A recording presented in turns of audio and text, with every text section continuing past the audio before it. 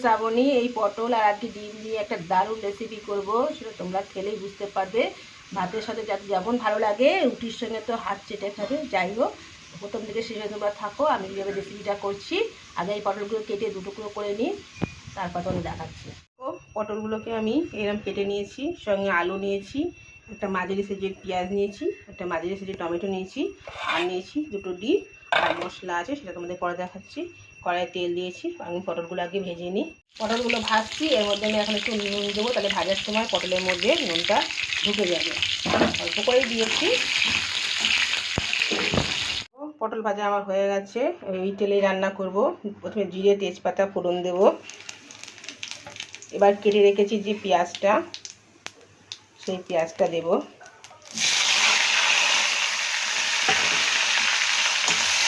একটু ভাজা ভাজা করে নিই। দেখো হালকা লাল লাল ভাজা হয়ে গেছে। এবার আমি এর মধ্যে আলুগুলো দিয়ে দেবো, কারণ বেশি পেঁয়াজটা ভাজবে, বেশি ভাজে পেঁয়াজ ফুটে লাগে। যাই হোক, আলুটা আমি এর সঙ্গে নিয়ে ভালো করে ভেজে দিই। আলুটা ভাজা হচ্ছে, আমি এদিকে মশলাটা করে নিয়েছি। এটা দিয়েছি আদা, পেঁয়াজ, রসুন আর কাঁচা লঙ্কা। এবার আমি এর মধ্যে মেশাবো 1 চামচ ধনের গুঁড়ো, 1 চামচ জিরের গুঁড়ো,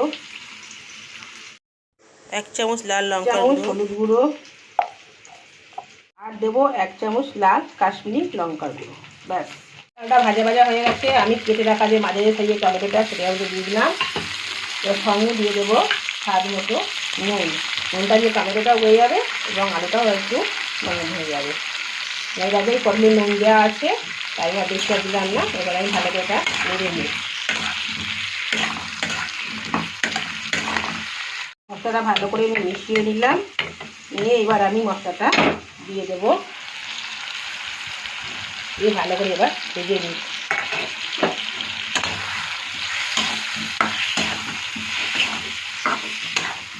ভালো করে ডিমগুলো ফুটিয়ে নিলাম। মশলাটা দিয়ে যখন তেল ছাড়তে শুরু করছে, এবার আমি ডিমটা এর মধ্যে দিয়ে দেবো। এখন ডিমটাকে দিয়ে ভালো করে করছি, আস্তে গলাটা কিন্তু থাকবে না।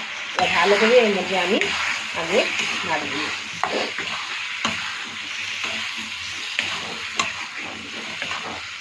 কড়াইটা আমার ছোট হয়ে গেল, তাই কড়াইটা আমাকে চেঞ্জ করতে হলো।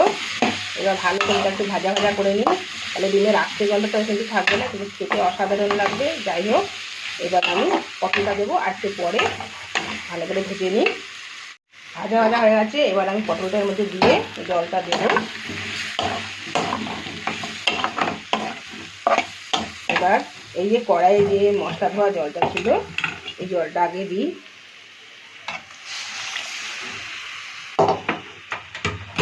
আরও জল দিতে হবে, দিচ্ছি, দাঁড়াও। এবার একটু জলটা দিই।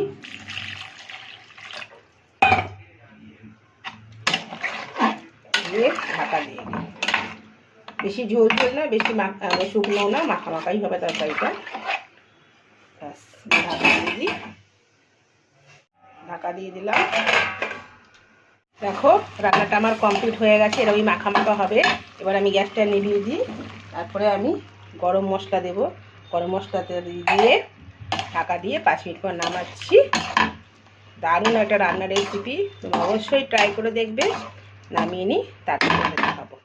দেখো তৈরি হয়ে গেছে আমার ডিম দিয়ে পটল দিয়ে আলু দিয়ে একটা দারুণ রেসিপি। খেতে কিন্তু অসাধারণ লাগে। তোমরা অবশ্যই একবার ট্রাই করে দেখবে।